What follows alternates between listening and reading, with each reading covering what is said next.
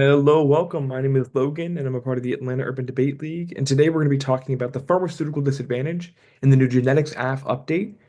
Specifically, today we're going to be covering the second affirmative constructive. So, what happens after the negative reads the pharmaceutical DA in the 1NC? I always want to encourage that these are just the carded responses that are in the packet. We always encourage that debaters come up with their own analytical arguments to help supplement a lot of the key debates that are happening throughout a round.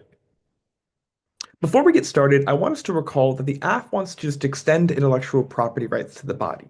So it's important to remember that as you're the affirmative, that you want to keep that in mind as you're arguing responses against this DA. The pharmaceutical DA says that the plan will harm medical innovation because it will allow pharma companies to block each other from using their discoveries or will force them to pay use for them, which will lead to a prevention or medical innovation from stifling, which is going to be bad because we need that to prevent extinction through pandemic response.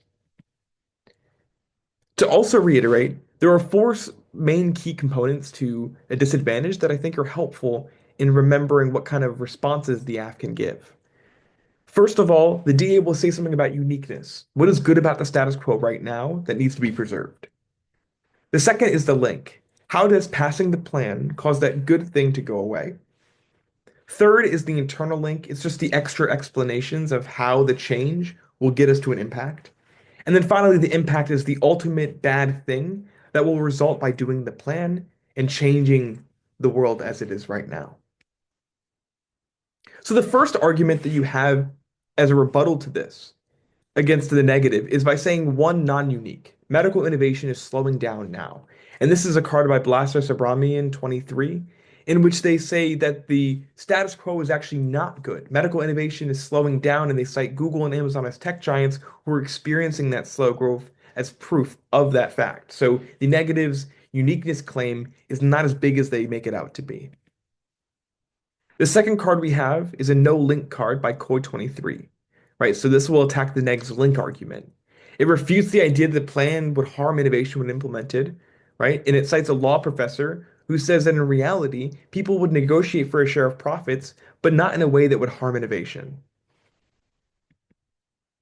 Third, we have another link argument, but in this case, it's not a no link, but it's a link turn, right? So the author interprets the plan as key to increasing medical investment and innovation, which means the DA is actually a reason to vote for the affirmative.